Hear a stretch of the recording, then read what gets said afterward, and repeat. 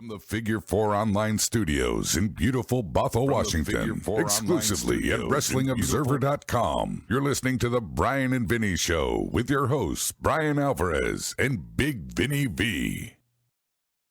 Bryan and Vinny, along with Grady and Craig and sometimes other people. Wrestling, tell me who and what's happening. Hanging between the business and storylines. Sometimes they're ripping as we're watching along. Did you see him killing that bloke on the outside? Tell them that they're paid by a con, and they'll say, Bryan and Vinny, along with Grady and Craig and sometimes other people. Bryan and Vinny, along with Grady and Craig and sometimes other people. It's Brian Alvarez and Big Vinny V, and we hope that you enjoy the show. All right, everybody. Well, we are here and we are live. It's Bryan Vinny Show, July 6, 2025, figure4online.com/wrestlingobserver.com. And a very exciting show today. We're live on YouTube, video.f4wonline.com. Free on YouTube, free on Spotify, free on Apple Podcasts, free on the front page. It's a free show today. And oh man, the days when people accuse us of being paid by a con. Although I did really like Collision. Oh, Collision was awesome. I thought it was a great show. Yeah. So we're going to talk Collision today. And we're going to talk Smackdown, which I didn't think was a great show, but it was 2 hours, so I'm giving it 5 stars. Sure. That's the way it works. Thank God those 3-hour Smackdown shows are over because they sucked. But now, we got a lot to get into. Let's not waste any time. Away we go! We watched AEW Collision 100. Yeah. Can you believe it? 100 episodes of this show. And it was from the Toyota Arena in Ontario, California, July 5th, 2025, for those of you keeping score at home. Apparently, I forgot to update that date since May. But I'm doing the math in my head. I believe that's right. So Adam Cole comes out for a promo. It's 100 episodes. Hooray! He's proud to be the TNT champion, vows to hold his title through 2025 and beyond. Just quite the claim. Good luck, brother. Yeah. Kyle Fletcher comes out to rebut. Try to make it through this month. Honestly, yes. He brings up that day in 2023 when Adam Cole main evented the biggest wrestling show of all time, which is a true fact that still seems impossible to believe. But earlier that night, people forget this, Adam Cole beat Kyle Fletcher in a Ring of Honor tag team title match, only to stroke your own ego, he says. I thought it was a strange part of the promo. He says it was the worst night of his life. He wants Cole to feel as bad as he did that night, so he wants a TNT title shot at All In Texas. Out comes Danny Garcia. Says, we have a match tonight. I also want a title shot. And Cole says, that's fine. I will face both of you in a 3-way. And thank God they did this match in the main event, and one man won and one man lost. Boy, would one man win, that's for sure. Golly. Well, I'm just thanking God for Kyle Fletcher right here to say no, no. He did say no, but then it was agreed to. Well, no, he said no to the 3-way. But the point is, like, I love Daniel Garcia and all, but I've seen Daniel Garcia and Adam Cole enough times. Yeah, sure. I'm ready for a one-on-one match on pay-per-view. And granted, we did see the match before, and Kyle almost killed the guy. But now it's for the title, one-on-one at the pay-per-view. Thank God it's not a 4-way. Mm-hmm. It's not a 4-way. Although they still do have a show left. They could add things. It is possible. But we see all the time when a advertised singles match is inexplicably a 3-way match when the show happens. Teaser. And then I did like how Garcia's argument for why he should get a shot at the title is, he says, Kyle, you think you should be champion because you beat me? Who hasn't beaten me? Yeah. I've been losing my entire career. My entire life. I'm like, I hope you got something better than that, brother. And then he goes, but I keep getting up. I want to earn it. And that's when he challenged Fletcher to the number 1 contenders. And Fletcher pointed out the reason he doesn't want a 3-way, because I already beat Daniel Garcia when he was TNT champion in the Continental Classic. I never got a one-on-one title match. I want it now.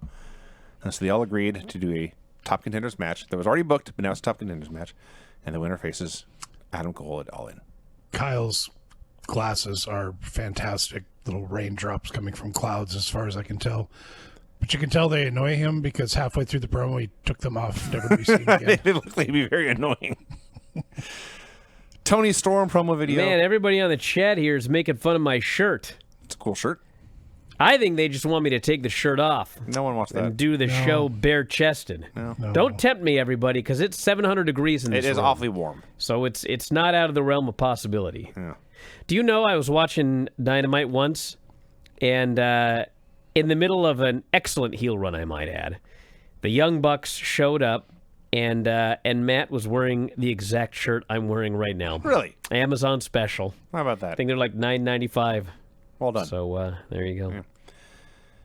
Tony Storm promo video. She vows her match against Mercedes will not be the greatest women's match of all time. It will be a lesson, which is that if they hurt the ones you love, you have the right to rip their bloody tits off. Which I don't think is in the Constitution. No, you're not actually allowed to do that. Yeah. You can try. Some things are worth fighting for, like this big shiny belt over my shoulder. It will be ugly. It will be memorable. It will hopefully discourage you from becoming a pro wrestler. And we'll see you next week. So they had a singles match advertised between Shelton Benjamin and Kevin Knight, and out walks Nick Wayne Yeah. for zero explanation. At least online, Nick said, because I wanted to. You know, people get mad at me, so what I did was I watched the entrances I did too. twice. Okay, Okay. yes. I wanted to make sure. I don't want to hear it. I watched the whole entrance, and then I watched it again. I said at some point, because Kevin Knight very specifically said, I want a one-on-one match with you, Shelton, on Collision. And then 3 men came out. And so I watched entrances all the way through twice, the bane of my existence, by the way. And at no point did anybody explain why Nick Wayne was in this match. Mm-hmm. So I don't know. He just was. So the match was Shelton's the big scary monster. Kevin Knight is the valiant knight, in fact, trying to slay the dragon and getting slayed by the dragon over and over instead. And Nick Wayne's the little weasel, playing hit and run, trying to steal pins. It's actually very much like the Brock Lesnar, Seth Rollins, John Cena three-way at the Rumble one year, now that I think about it. But, yeah. And eventually, because Shelton's so big and scary, the other two were forced to work together to take him out. Then they fought each other for a while, and Shelton returned, and he's throwing these little dudes up into the sky, and you're asking, are they even going to come back down? He's throwing them so high, and everyone's cheering and roaring with approval. And finally, Nick catches Shelton with the Wayne's World, and he goes to make a cover. Kevin Knight breaks up the pin with a UFO splash, and then, so help me God, this happened. Kevin Knight pinned Shelton Benjamin. Yes. Thank the dear Lord above. Well, I saw it. It was nice to see Shelton Benjamin do a job here. It's not even that. It was nice to see Kevin Knight look competent. Well, here's the problem, Vinny. Here's the problem, okay? So the opening segment, right? We had a match set up for the pay-per-view, and then a third guy came out and wanted to be in the match, right? Mm-hmm. And so it was determined, well, you guys will have a match in the main event, and the winner will get into a one-on-one match, okay? Now, I'm not complaining about Shelton doing a job. I'm glad he did a job, okay? However, we already know that the Hurt Syndicate are facing Jet Speed, right? Correct. Okay. Yeah. Nick just somehow got into this match for no reason, right? Because he wanted to. Okay. Well, the next day they announced that this match is now a 3-way. It has to announce this now. Yes, they announced that it's a now. They officially made it a 3-way. Mm-hmm. Why are Nick and Christian in it? Shouldn't Nick have pinned Shelton Benjamin? They didn't do anything to deserve to get into this match. Apparently, Nick was not Kevin lying. Knight finally did something to deserve to be in the match. Nick was not lying when he said, because I want to. So, yeah. That's the whole deal. He wanted to be in the match. He didn't win, but now him and Christian are in the match for a 3-way. See, I figured that would be the match they would do, but they would do something on Dynamite to explain it. Well, Then no, announce they've it. already announced it. Okay. Well, that makes no sense, Brian. I don't know, man. You know, Nick's turned into quite the heel. Oh, he's a complete and prick. he didn't even, it wasn't even hard for him. He just Babyface. Literally, babyface. Brian, what are you doing? My back itches. Can you not pay attention to it? Where are you? God, I can't get back there. All right. And take my shirt half off. It's half off. Okay, Oh, now we have to get a shot of it? All right, go ahead. Speaking of heels, Brian? Yeah? Oh, me? Talking about heels, yeah. no. All right, then, if you're done, then so the Death Riders after Dynamite, they're tending to Marina Shafir. They're refusing to cut a promo. Claudio's finally had enough. He addresses the ops. He's sick of them sticking their nose in his business. He curses them, I assume, in Swiss and or German or something. And the whole time, he's standing there being like staring at the camera, practically spitting and snarling. He's not going to yell. He's very intense. He's in a foul mood. The whole time, his shadow, Wheeler Yuta, is there, just being there, scowling. He's not barely making his presence known. You can see him not doing anything. And Claudio's wrapping things up. He challenges the ops to face him, I guess, at All In. He says, that trio's championship is mine. And out of nowhere, Wheeler shouts, and mine too! Perfect little toady. Absolutely perfect little toady. Great stuff. Mark Briscoe and Hologram and Mystico versus Trent Beretta and Rocky Romero and Hechicero.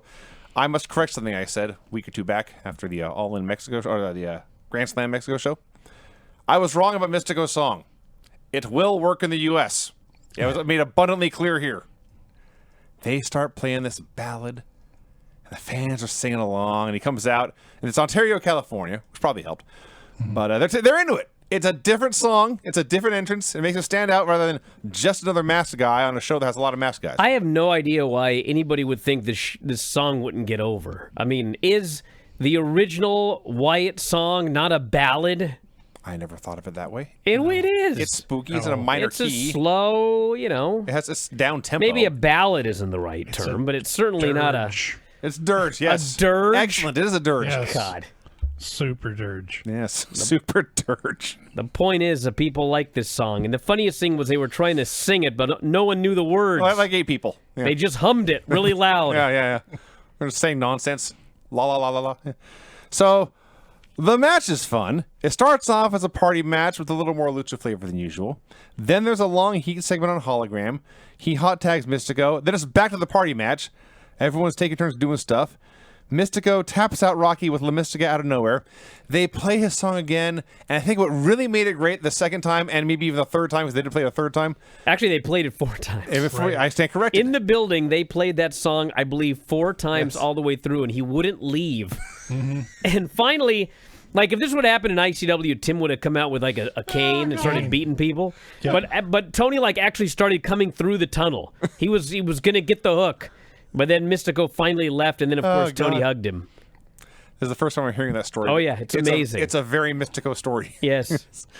So, the highlight to me of all this was at the end, as we've noted, it's a slow song. It sounds like a love song. I don't know the lyrics myself, but Mark Briscoe's in there, the Sussex County Chicken, pumping his fist to the ballad, playing air guitar to a song that barely has any guitar. It was awesome. I thought this match was a great little lucha party match. Rocky's awesome. He can do any style in the world. Yeah. You know, he was in there to do the job, La Mystica. It is now, has to be a rib on me that they announce every week. Now Hologram is 27-0. Still cannot get himself a title shot under any circumstances. He needs a manager. He does need a manager. Where's smart Mark Sterling or somebody? Anyway, Speaking of managers, very good match. Speaking of managers, Trent Beretta had to remind, me, that they're part of the Don Callis family. They are, yes. And I have been paying attention, and I knew that, but you think they would call more attention to it if his family is so large. Don't start, Craig. You'll get it. I know. I'm thinking, I'm overthinking, so that's all it is. Also, when they're playing a song and Mark's like air guitaring, they do a wide shot, and like a lot of the crowd has their phones out, and they're using them like lighters. Oh, yeah. Waving them back and forth. Oh, it's totally over now. Well, Fantastic. one big show in Mexico, one show in the U.S., and this is now a thing. I was very wrong about it. So afterwards, MGF comes up on the screen. He's accompanied by MVP. He calls out both Mark Briscoe and Mystico. He says he'll consider talking to Mark one-on-one for the talkie talk on Wednesday. But as for the Casino Gauntlet Battle Royal, he knows Mystico has entered it, but it doesn't really matter because he vows he and Mark Briscoe are going to start, and he's going to beat Mark Briscoe's ass and pin him before anyone else can enter. And he says this, and they cut back to the ring, and Mark says, "Dang!" No, he goes, "Kiss my ass!" Well, later it was "Kiss my ass." Okay. At this point, it was "Dang!" Like, he's disappointed. Like, he believes him. He thought he was going to win, but now it turns out he's going to lose quickly. And later, after Montel insulted Mystico in Spanish, then he said, "Kiss my ass." And they play the song again. And there you go. We see Swerve and Anna Jay and the Outrunners making an appearance at a NASCAR event. Finally! No, you know how often these AEW folks do stuff, like big things outside of AEW, and they never show footage of it. You would never know. In fact, most of you listening don't even know 80% of the stuff that they do outside of AEW. And they need to do more of this. It doesn't need to be long. No, it doesn't. How long was this thing? 30 seconds? Probably. But goddamn, you showed them at this NASCAR event, and they were like celebrities there. Like, this stuff happens all the time, and we never see it. So I was glad we finally saw it here on this show. With the Max Caster Open Challenge. Okay. This Max Caster thing, y'all know how I feel, okay? But he comes out, and he says his thing, you know, crowd, let's chant along. They chant along, and he doesn't like it. And then he says, "Guys, this is my life's work. I fucking lost it." He's so sincere when he said finally broke me. He finally got me. When he said, "This is my life's work," I half laughed and also half cried. Because you know what happened here, everybody? You know who accepted the open challenge? I do. Yeah. Well, you do, because you watch the show. Yeah, Sure. I took notes. The open challenge was accepted by Scorpio Sky. Mm-hmm. They did a video package for Scorpio Sky.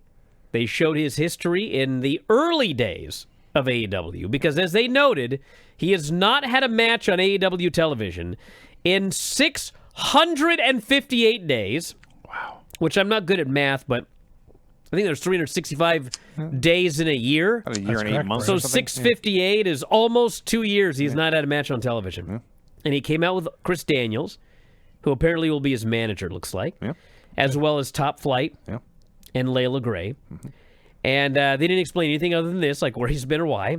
But he came out, and the place goes nuts for this guy. It is. They are in They SoCal. went nuts for him. And they're chanting, "Welcome back," and they're going crazy.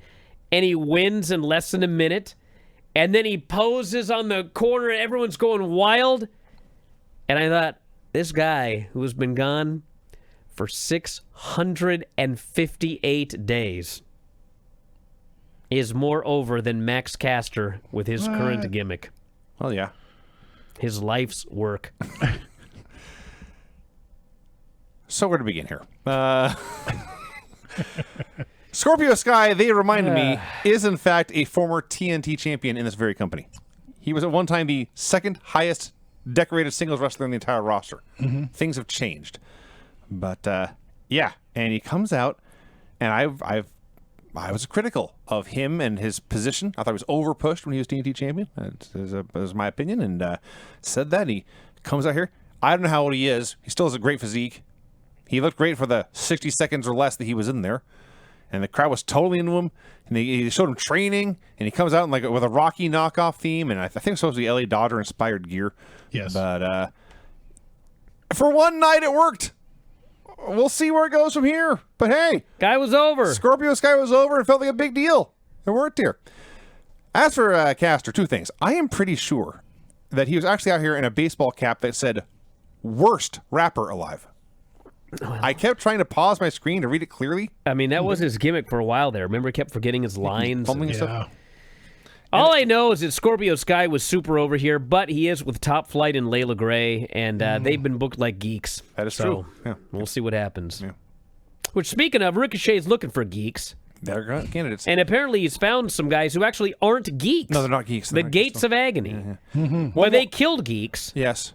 Boy, did they kill geeks. Yeah, Blake Christian and Lee Johnson were killed. Yeah, and they were so dead, I didn't recognize them until Oh, I No recognize commentary. Blake Christian. Shivani, I guess. They made sure to beat him up off screen so that he wouldn't outshine the Gates of Agony, getting his ass kicked. So he was just I hadn't dead. thought of that, but that's a good point. Yes, when he showed up. By the way, have you ever Googled Rich Caster, Max's dad? I'm sure you have not. He was a I haven't, but he's a famous guy. tight end of the NFL in the 1970s. Yes. Very successful. Oh, okay. Yeah. He has a better mustache than his son, or had at least a better mustache than his son. Pretty impressive because that's a pretty nice mustache. It is that, actually. I and compare I'm not them- a mustache guy I at compare all. them side by side. These are two men who can get away with mustaches. That's true. But Rich has a better mustache, a better afro, and way better sideburns. But otherwise looks just like his You know, son. I've been thinking a lot about mustaches because ever since I've been talking about mustaches on this show, I see them everywhere because for some reason with the younger generation, they've decided that mustaches aren't so bad. You know? It's one of those things. Okay, yeah. I blame I mean, the they're new wrong, but here's what I've learned, okay? Mustache, if you're trying to bring back the mustache, okay, you got to realize that even in the 70s, not everybody could pull off the mustache. That's why people made fun of the mustache, and they called it the porn stash, and et cetera, et cetera. But if you recall, there were certain guys that could pull off the mustache, okay? Well, I've determined that the secret is that you have to have a lot of mustache. Oh, yes. Okay. Yes. You have to have a big old thick mustache, or it Steve has to be Harvey. something like Yes. that. All these guys that have the wispy, thin mustache, they think you look horrible. Like shave that shit off. It looks terrible. Yes. Either get like a mustache transplant. Apparently, you can like do that. I'm sure you could. Like a hair transplant, Yeah. but it's on your beard. You got to at least fill it like way out, or just stop it. I see these guys at the gym with these wispy, thin mustaches, and I just like want to go up to them and just go, dude, like, you're obviously in the gym because what you're trying to do is like look better, right? You don't go to the gym with the idea that you're going to look worse. Well, if you want to look better, the first thing you can do is just cut that fucking thing off your face because it looks horrible. Like, if you cut that off your face, like, that's the equivalent of 3 months here at the gym. 6 months. Anyway. I'm sure I've told the story before. Yes, Tom Selleck. Thompson, that's a good one. I worked at a grocery store in the mid-'90s when I was in high school. I was back in groceries. And the store had a no facial hair policy. And out of nowhere, I don't know why, one day the entire company said, all right, you can grow a mustache. Guess what every single guy there did? Oh, Sure. What a creepy grocery store that must have been. I can't do a mustache. I just can't. Yeah. It just would not work at all. I blame the newest Top Gun movie. As soon as that movie came out and all the stars had mustaches, it was No, it was prior to that. no, it was a landslide of mustache right after. Well, I that mean, movie came out. that was probably to a degree as well, but people have been trying this now for a good 3, 4, 5 years. Well, that's how long the movie's been out, Brian. No, it's more recent than that, isn't it? God damn it. Now I gotta look. Okay. Meanwhile, Willow Nightingale versus 2022. It's only been a couple of years. That's 3 years. People were trying before that. Oh my gosh. They were. God damn You it. just said it was been 3 or 4 years. And it was 5, 3 6, years, I said. And I'm still wrong. Anyway. Okay. Willow? Yeah, Blame sure. that movie. It's Willow Nightingale versus Vipress. Vipress, apparently a local worker, had a large following, and in fact, Willow actually got booed a little bit for killing her. Until they start to trade blows for a little bit, and Vipress gets gotten to. So she backs up. She starts pacing around the ring, tying her hair up in a bun, putting her hair up, as they say. Willow's standing there watching. The crowd's like, oh, this is going to be good. This is going to be good. And Vipress gets her hair up, and she hits them ropes and comes off, and Willow just runs over like a freight train with a pounce. It was awesome. Place goes crazy. Willow pins her with a Dr. Bomb. It was fun. It was fun. Yeah, this one well lasted. It was short. Yeah, it was a squash match. And then Statlander is still watching backstage. Wheeler Yuta is still trying to recruit her. She is still blowing him off. Same old, same old. What the fuck is up with Moxley and her phone or whatever? Was that supposed to change something? No, Vinny. They've been trying to recruit her for seemingly 5 months. years. Yes. But she doesn't want help. But it's been made very clear everyone needs help. Which is true, by the way. But she thinks she doesn't. If you've been watching her career over the last 6 months, she needs help. They're not wrong.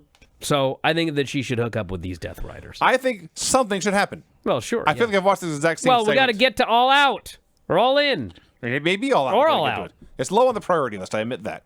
But still. So last Wednesday, I forgot about this until I thought about it. They had a spot for the number 2 match in the Gauntlet, and Anthony Bowens was in it and did not win. So he's backstage. I don't know if he's beaten or despondent, but he can't even stand up. He's slumped against a box of crates or a stack of crates or whatever. Billy Gunn interrupts the promo to pull him up, and Bowens says, well, thanks for your help now. And Billy says, what I remembered was that you told him not to go out with you. Yes. So don't get mad at him, And then, Bowens. And then Bowens claims he never said that. Am I high? I thought he said that. I thought he said it. So they agree. There's bumps in the road. They need to get back together and figure this out. Bowens says, I'm desperate. I got to win now. I need to win this gauntlet. And Billy says, trust me, and holds out 2 fingers and the scissor. Is the idea that we're supposed to want the Acclaim to get back together? I believe that's the plan. Because it certainly appears both of these men are floundering as singles. Yep. You know what I'm saying? Yep. I know people are going to go like, well, the match is over. He's floundering. He never wins, you see. His partner also never wins. He won twice By and definition, never wins since. They are floundering as singles. They were certainly more successful when they won championships as a team. So I don't know what's happening. Best thing on either show. Oh my God. Best thing I saw all weekend. Best match I have seen maybe in weeks, maybe months. This fucking match. Fantastic. Remember when people said the Outrunners, A comedy act. No. they're a comedy act. Yeah. They're past their peak. The flash in the pan. Let me tell you Get something, an ironic everybody. pop and people are tired of him. Let me tell you something. This was a double taping. Oh, yeah. We went to one of those. Yep, this was a double taping. They had taped 2 hours and an overrun, so let's say 2 hours and 10 minutes. And then we were over an hour into this episode. So we're 3 hours and 15 minutes or so into this taping. And this fucking match, this place was going wild. And they were going wild, and I'm not taking anything away from FTR. They were fucking awesome in this match. But what got the people going was the Outrunners making comebacks on FTR. Yep. God damn, when they went for that fucking son of a bitch elbow and it got broken up, dude. those people were furious. Living and dying with every near fall by that point in the Furious. match. Yes. And of course, they built up to the actual son of a bitch elbow, and then the place just went wild. And, you know, they're chanting, "You're still bald," and they're into the heat, and they're into the comebacks. And the match itself, this was the most old school Ohio Valley wrestling. It fucking started with a double backdrop. That's right. Here's an Ohio Valley A double backdrop followed by a pair of flying head scissors. Yes. It's And a then 1983 match, man. basic heat, but, you know. But effective. Truth cuts, he's bleeding all over the place. They're getting heat on his bloody head. And it's just it's so simple, but this place is going wild for everything. I posted on Twitter, this match was fucking awesome or something. And I always get, you know, all sorts of stupid things that people say on Twitter. But one in particular was like so funny. This guy, I think it might have been a bot, because I can't imagine an actual person actually saying this. But he said something like, probably Flippy, or something like that. You know, making fun because like AEW does high spots or whatever. Sure. And I was like, it's FTR and the Outrunners. You know what there wasn't in this fucking match? A flip. Or a high, I mean, there were high spots, but it was like a fucking 1980s high spot. This was the most old school 1984 Mid-South house show. Big event at the fucking wherever. I loved this match. Oh, it was awesome. Loved it. Truth is so great as a babyface in peril. And he's bleeding, and he's fighting and sweating, and he's in deep... You know this man's in deep trouble. This man's about to die if he doesn't get a tag out soon. And you don't want him to die, because he's Truth, he's awesome. So the fans are invested. They're so hot for this that in the middle of the heat, Cash just grabs him and just sits down in a side headlock. Not even like a takeover. He just sits down with it. And the place is chanting and stomping their feet, and Cash is looking around like, holy shit, this is easy. It was great. So the whole time this is going on, they're also they're dropping Turbo across the stairs, and they're yanking him off the apron. So both guys are getting beat up for this. So when Turbo finally does get a hot tag, he's at much less than 100%, and he can do a couple of punches, But he goes that body slam. Oh, the leg gives out and he grabs his knee because he got dropped across the stairs. So Cash charges. Turbo fires up. It's a big lariat. And now he gets that one giant body slam. And it's like Hogan slamming Andre. He got the super reaction of one body slam. But he goes down. He's selling again. And he looks over at the bloody heap that is Truth Magnum over in the corner. And he shouts, "Truth! Get in here!" And on their hands and knees, they crawl over Cash's body. And they start to shake, and they start to raise their hands slowly and slowly, and the crowd's getting more and more into it. They do the best son of a bitch elbow ever. They're still both on their knees when they clasp hands and use that leverage to pull each other up to their feet and drop the elbow on this man. Place is white hot, white hot. And then, of course, Dax breaks at the pin because he sucks. Everyone hates him, and he's bald. They do not like bald people. Not on this night. Place is just absolutely on fire. They trade a bunch of big moves. The Outrunners bust out a shatter machine, which is FTR's finish. Place is like, holy shit, they're going to beat these asses with their own move. What a victory. But because they've been beat up so bad, the pin is delayed by 3, 4, 5 seconds. They finally make a cover, and now Cash or whoever has time to come over and break with the save. Crowd was heartbroken at that point. Left at the altar, heartbroken at that near fall. And they do a few more things, and they finally just hit Turbo with a shatter machine, and Stokely holds Truth's foot so he can't make the save, and they pin Turbo. FTR wins. Seriously, one of my favorite matches in months. It really was incredible. Please go out and incredible match. Yes. I mean, we see all of these wild AEW matches, but like this was something special. This is a match that, like, I mean, if they had like a real training school, I mean, this is a match that they should just make everybody watch over and over. Because this is tag team wrestling.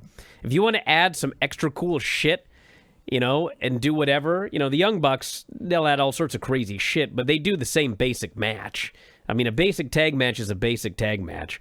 And these guys, they were just incredible. I love this match. I know early on when the Outrunners, came to AEW and we were very high on them, people were actually angry with us because they're just a comedy act.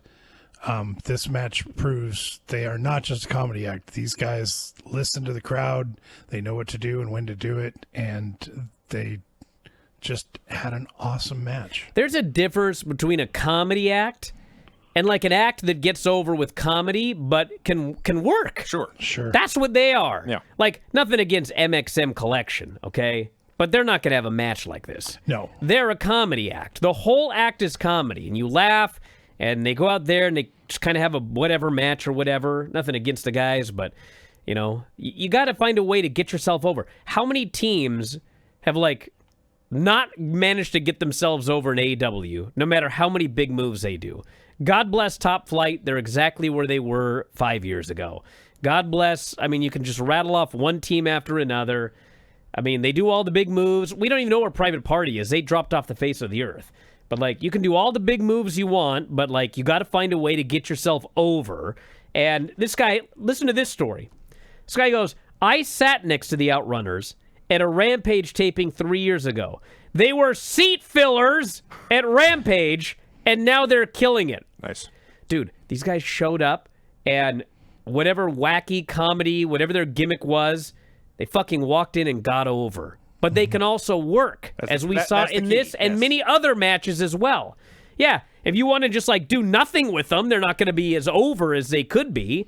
But goddamn, don't tell me these guys can't work and they're a fucking comedy team. And granted, they were in there with FTR, one of the best teams ever. But still, fuck, this match was great. Yep. Like, you can't watch Truth in the Heat segment and his selling and go, fucking guy can't work. He was being carried by FTR. He was awesome. Yeah. Anna Jay and Ty Mello and Queen Aminata and Thunder Rosa versus Tekla and Megan Bayne and Penelope Ford and Athena.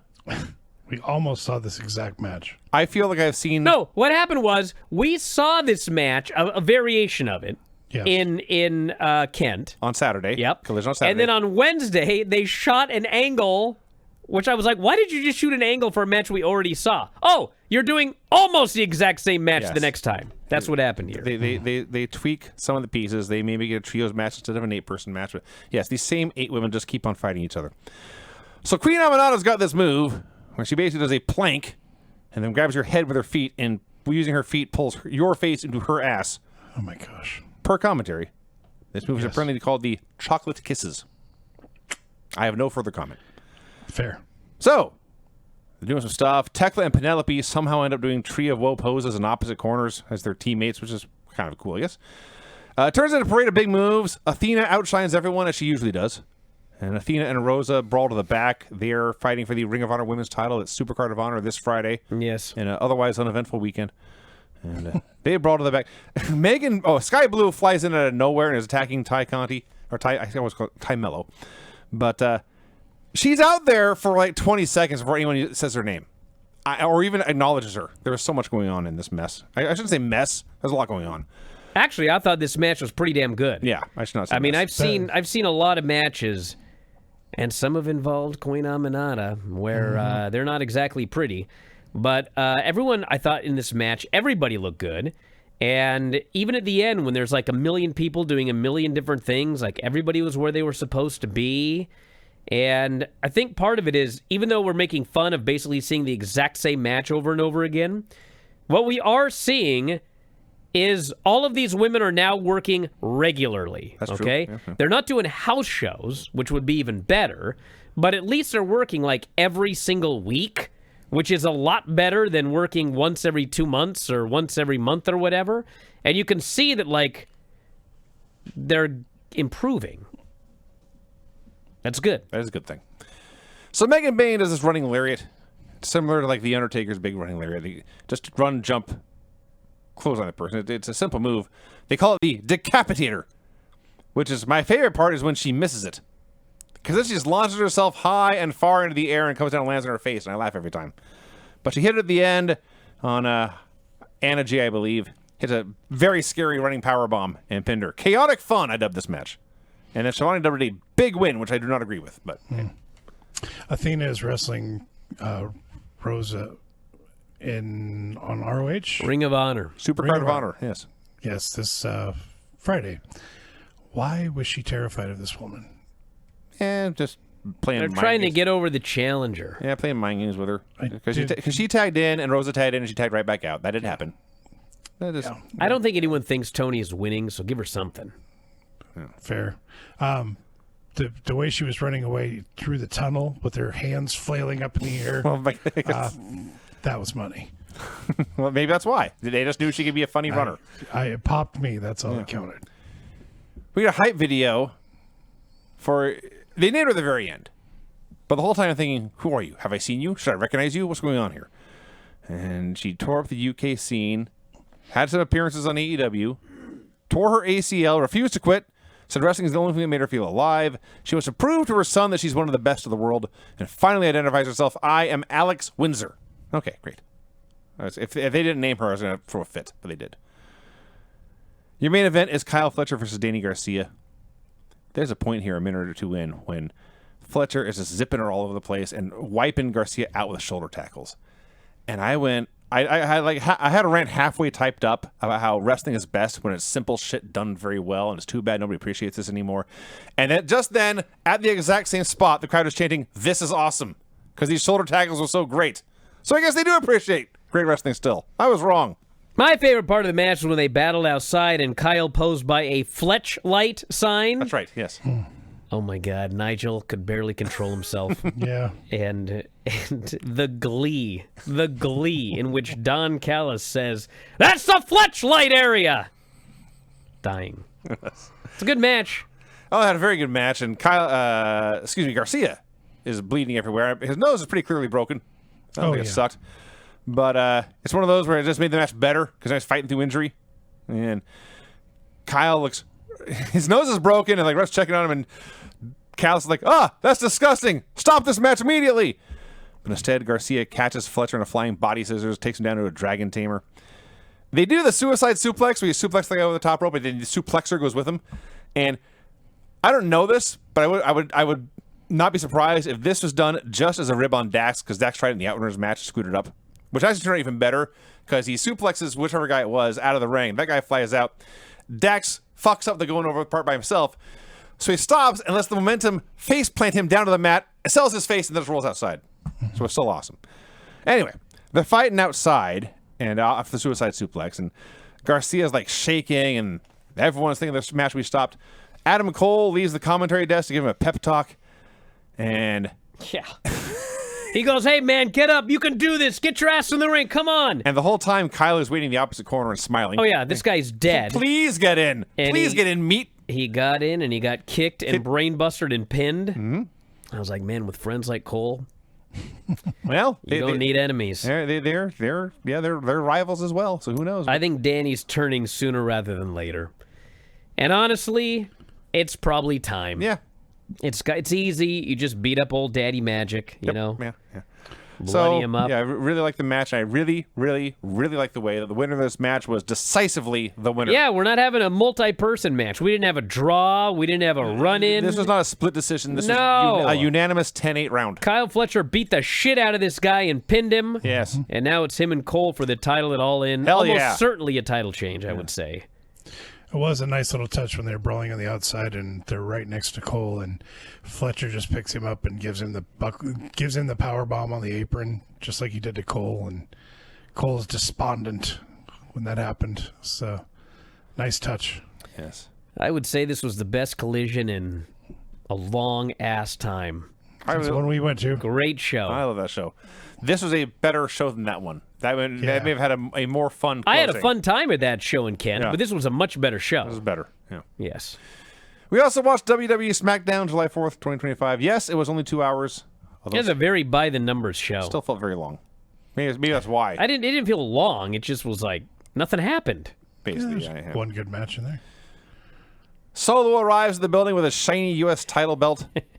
But I did like this. As the car pulls up, Jacob Fatu runs in, attacks him through the window of the car, kills everyone in this little faction. I believe at one point here he called JC Mateo a Samoan Judas. I just like that he's beating ass, and he's screaming, "All gas, no brakes!" as he's beating ass. Like, they found out what people like to hear out of this guy, and now he just yells it all the time. I can actually imagine getting my ass kicked by Jacob Fatu, and he'd just be screaming that. Yes. He also screamed, "Dumbass." I can see him screaming that too. Yeah, I know what I mean. I can't do it. He did that one too. As he's beating ass. Cody Rhodes comes out for a promo. Copious clips of Cody beating Randy Orton at Night of Champions, winning himself a title shot. Acknowledges a young fan named Cam battling leukemia. A very nice moment. So talks about he's king of the ring now. The main event of SummerSlam is Cody Cena 2. Orton interrupts. Says, I hesitated. You didn't. That's why you won. Promise me you'll kick John Cena's ass. Drew McIntyre interrupts. Says Cody won because he stabbed Orton in the back. His surgically repaired back, which Orton tweaked, and Cody attacked. You, Randy Orton, you couldn't bring yourself to punt him. Back in the day, you were punting Hall of Famers in the head. I had to try and save them from the monster you were. Cody, I want you to win so I can rip that title out of your hands. I won't hesitate, unlike somebody, and he turns around and eats an RKO. But Randy is still sad. Randy wanted this title match for himself. There, he's pretty disappointed in everything here. I do like the slow build to the Randy-Cody split. You know, it's coming at some point. Yeah. Somehow that all took 15 minutes. Yeah. A completely unrecognizable Charlotte Flair is backstage talking to Nick Aldis. I seriously thought it was Chelsea Green. She has changed a lot. I think it's just how she did her hair. And that's a big part of it. She's lost a ton of weight, and she's changed her hair, and looks different. So she wants a title shot. Nick says the only way to get a title match is to win a tag team title match with your partner, Alexa Bliss. And Alexa's right there. Charlotte doesn't want a team with her. They point out Tiffany gets to pick her own challenger. She's not going to pick you. This is the only way you can get Gold Evolution. And Charlotte agrees. Beyond looking terrible, I thought Charlotte, or I shouldn't say looking terrible, she looked different. Her performance was terrible here, like sub NXT levels of acting. Well, this whole Charlotte Alexa thing is just, it's just weird because Charlotte is supposed to be a babyface. Everybody has hated her since she came back. She was gotten to, and like it messed up all of her promos because she wasn't happy about it. And they still try to push her as a babyface, but she still gets booed. And then Alexa comes back, and they do love Alexa. But now Alexa wants a team with Charlotte, who they don't like. So that whole thing is weird. And then, you know, Alexa keeps trying to be friends with Charlotte. Charlotte doesn't want to be friends with her. And finally here, Alexa goes, well, you know what? We don't need to be friends. We just need to be a team. So, like, weeks and weeks and weeks and weeks have led to this, okay? So, to cut to the chase, they do the Meechin and Charlotte versus Alexa, or Meechin and B-Fab versus Charlotte and Alexa match, and the Secret Hervis. And they do this match, and Alexa tosses Alba off the top. Charlotte spears Piper. She moonsaults both of them. She pats Alexa on the head like she's a little child, which Alexa doesn't like. But then Alexa, they count that as a tag. Mm-hmm. And Alexa hits a Twisted Bliss for the pin. And so, okay, fine. I know where this is going, I thought. Charlotte's going to be pissed that Alexa stole the spotlight from her.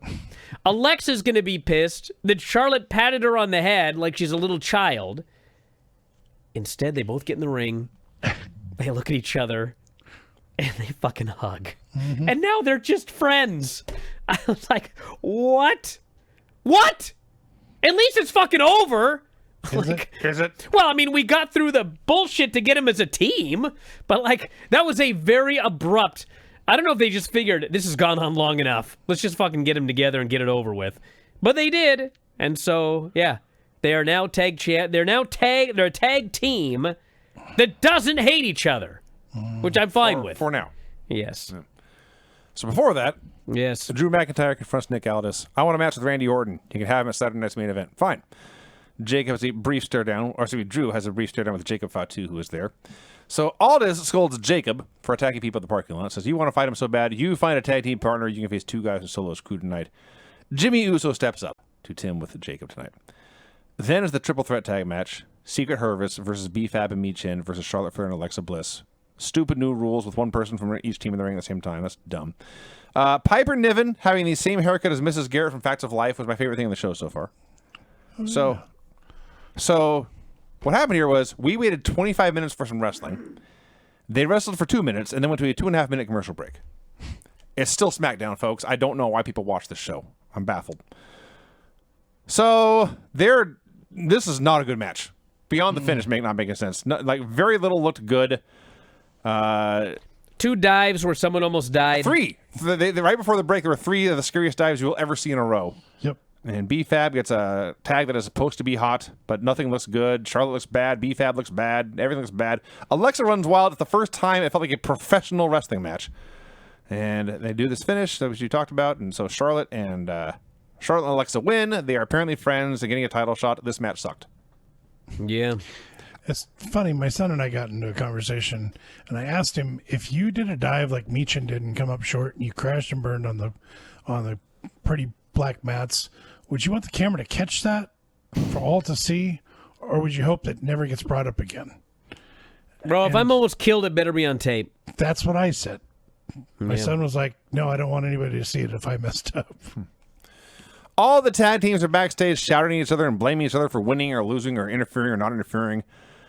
So they look Fraxian versus Ray Phoenix, and I wrote Ray Phoenix and somebody because there's so much going on here I couldn't even hear who he said, but it's Andrade, we'll get to later. And then the other 4 teams that are there will split in half, like reverse Voltron, and we'll take those 4 men and team them against the Wyatts. Golly. You know, everyone always talks about Vince and Triple H, and a lot of people try to claim nothing has changed, even though so much has changed. And I'll tell you one big change. Whatever you want to say about Vince, if there had been a match like that Wyatt 6 match about 3 weeks ago, that was a fucking train wreck disaster. Yeah. And what's his name? It was Joe Gacy and Dexter Lumis. Dexter. Dexter was the one cursing out loud. Oh my God. Yeah, Dexter in the middle of it just goes, God damn it! He yelled the F word. on network. Dropped an F-bomb on network television. He was so pissed off. Yeah. If that would happen under Vince, they'd be done. Yeah. Done. But Triple H is just barreling on with this Wyatt push. Like, they're still winning every week. We had the Wyatt 6 against Berto, Sabin, Gargano, and Montez. And, you know, the fans, they don't care about the Wyatts. They like their entrance. They like their music. They don't care at all about their wrestling. None of them. Doesn't matter who tags in. They just watch. And like the other team, like everybody on the other team is great. But in the end, the Vintner hits that claw slam and And they win again. Whatever. Yes. Johnny Gargano was there, and Saban wanted to tag out, but Gargano was scared and backed off, and so Saban was trapped, and Rowan pinned him, and that's that. There's like 14 teams in this division, and I don't think I know if any of them are babyfaces or heels. I have no idea what's going on. Well, I was going to try and... I think Saban and Shelley are babyfaces. They for should sure. be, and Fraxium... DIY are I think. heels. I think the Street Profits are babyfaces now, but they were heels. Mm-hmm. And I think... Berto and Company. I think they're heels. The other fella. I think. But here's the problem. They always say that SmackDown has the best tag team division in the world. And I don't know if I would say the best tag team division in the world, but I will say that they got a pretty fucking great tag team division. I like all these teams. But you would never know it Yes. because the booking of this division is an atrocity. It is a crime. Because they got so many great teams, and instead of like, okay, this month we're going to be focusing on DIY versus Saban and Shelley, and we're going to do a series, and we'll do a tag match, and then, okay, here come the Street Profits or whatever. But instead it's like, we have 7 teams, and they're all going to be feuding with each other at the same fucking time. Yep. Like, what? It's just a... And so none of the matches mean anything. Exactly. Oh, this week it'll be Berto and his buddy against Saban and Shelley, and then next week they're going to face the Vintner. And it's like, who cares? What's the point of any of this? Like, none of the teams are really getting over. Like, they're all exactly at the same level. They're just having the same matches with each other week after week. It's like, you have the teams to have maybe the best division in all of wrestling, but instead you just mixed them all together into this mess. Which, by the way, this has been happening for months. Because leading up to Mania, we were like, oh, they're going to have a multi-person tag feud at Mania. And then we figured, okay, well, one of them will win, and then we'll... No, it just keeps going. All these teams just mix together with each other. Yeah, I thought when the Wyatt showed up, we'd have an end game in mind. But no. No. It just made things more chaotic. Yes. You know? And the team, God bless them, the worst team of all is the one winning all the matches. That is true. Julia promo video done in Japanese with subtitles. Some wacky dialogue. Blue flames don't flicker. Blue flames burn everything down. But she is the women's U.S. champion, and we are all about to feel the heat of beautiful madness. Let's get herself over there. Tiffany Stratton comes out for a promo. Brags about beating Nia Jax. She will... Well, Jade Cargill will get a title shot at SummerSlam. But before that, we have to get through Evolution. She gets to pick her own opponent for Evolution. Jade here interrupts. She brags about beating Asuka. Warns Tiffany to choose her opponent wisely, otherwise she won't make it to SummerSlam to face Jade. And Tiffany then brings out Trish Stratus. And if you watch this show with Trish striding down to the ring in her pink catsuit, I want to remind you all, she turns 50 in December. Yeah, she's our age. Yeah. She comes out. Wade says, she makes me feel young and virile! Thank God for Wade, because he was the only one with life in this entire segment. That's also true. Tiffany did the most wooden promo I've ever seen. Jade's promo was no better. And then Trish came out, and she's got nothing to sink her teeth into. Yeah. She's just been called out of the blue to have a match at Evolution with the champion, who, by the way, remember when her and Tiffany were like, they like had a program kind of. Tiffany brought it up. They were a tag team earlier this year. Yeah, and then all of a sudden she has disappeared forever, and now they're back, and they're both baby faces. Yeah. And Well, I will say this. Tiffany explained this, and she said, I want to give this title to you because we teamed so well and because you're a legend. And for that one moment, for a brief sliver of time, she was actually acting like a babyface. I believe for the first time ever. So there's one positive thing to say about that. And Tiffany says, it's not going to be easy for you, Trish. It's not the attitude era anymore. Trish said, that's fine. I've been known to evolve. And then all of a sudden, Tiffany just cut her off. Says, it doesn't matter. You're all going to learn that WWE runs on Tiffy time.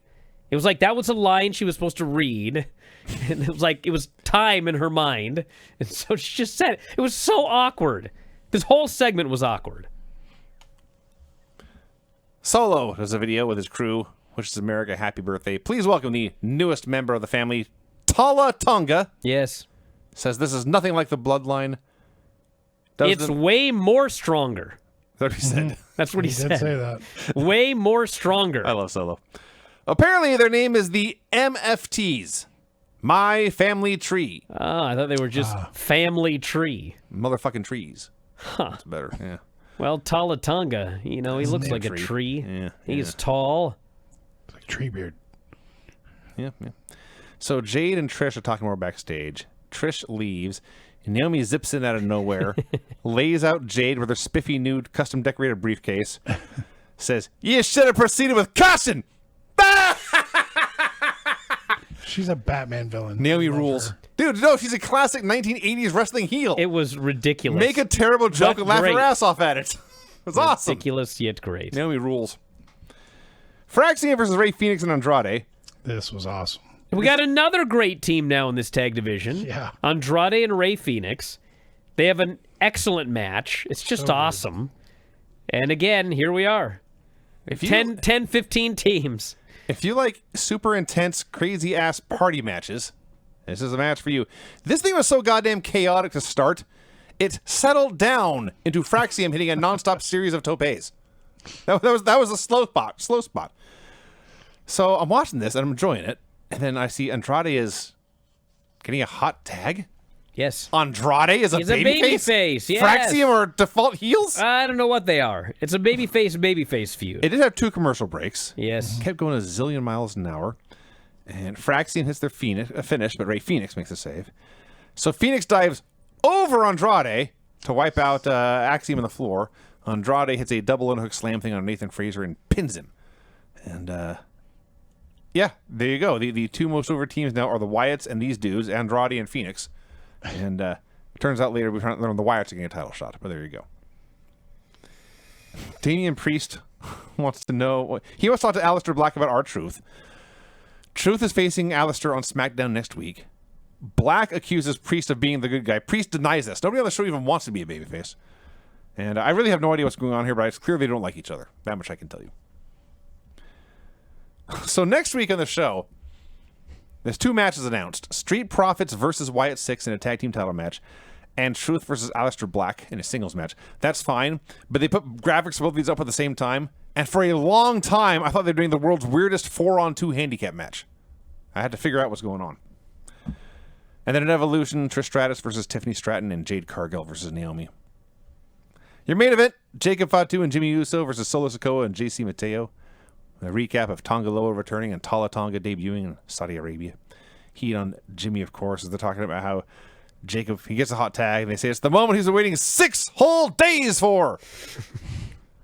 So This crowd was tired. This was another double taping. Yeah. Because they did 2.5 hours of Raw and then went right into a SmackDown taping. So, these fans were 4.5 hours in, and they were tired. And, I mean, really, it was sort of like, okay, well, another, Fatu and Jimmy versus Solo and JC. It does feel match. like another program where there's about 8 moving pieces. We They just rotate them in. Watch the same thing every week. I do love when Fatu is making his comeback and mounts the turnbuckles and does a 10 count of headbutts. That is an awesome move. He avoids the Samoan spike, hits an impaler, hits a mighty moonsault, and pins Solo. I laughed my fucking ass off when he pinned Solo. Because what have we been talking about now? Literally for over a year. For like almost 2 years now. They give Solo no credibility whatsoever. Right. They beat him, and they beat him, and they beat him, and they beat him, and they beat him. If you look at his win-loss record for 2025? If you look at his win-loss record for this year, I think he's won like 2 matches or 3 matches in the entire fucking year. He just loses and loses and loses and loses and loses and loses. And when he did win, the only reason he won was because Jacob helped him win or did whatever. Because the idea was we're going to get Jacob over, okay? By then, it's, he's got a lot of heat or whatever. The guy's not over at all, okay? So finally, they do this match at the pay-per-view. And it's Solo against Jacob. And I'm like, there's no way they're taking the title off Jacob. It's not happening. And lo and behold, Solo beats him because they want to debut Talatonga and make it like something, important or whatever. So Solo actually wins the title. He beats Jacob Fatu. The fucking very next television show, not even a week later, Jacob Fatu pinned Solo. I was like, classic. Why? Like, you know what I'm saying? God damn. Am I supposed to ever care about this guy? I can't. I'm supposed to want to see Jacob get his title back. Yeah. I didn't want him to lose it. Fair. How does him beating this geek make me want to see him get the title back more? What did this do for anybody? God. It gave him an excuse to continue the program. Like, I feel bad for Solo. This poor fucking guy. Like, you can't be booked worse as a main eventer in this company. He is the worst booked main eventer in years and years and years and years.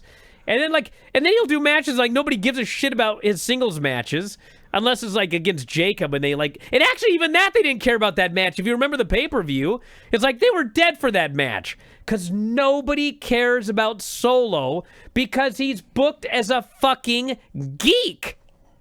And he was geeked out again here. Golly. Geeked out. Well, his backup geeks, and Tonga and Tonga Lower are there, and Tonga he chokeslammed Jacob off the top rope, almost onto his head.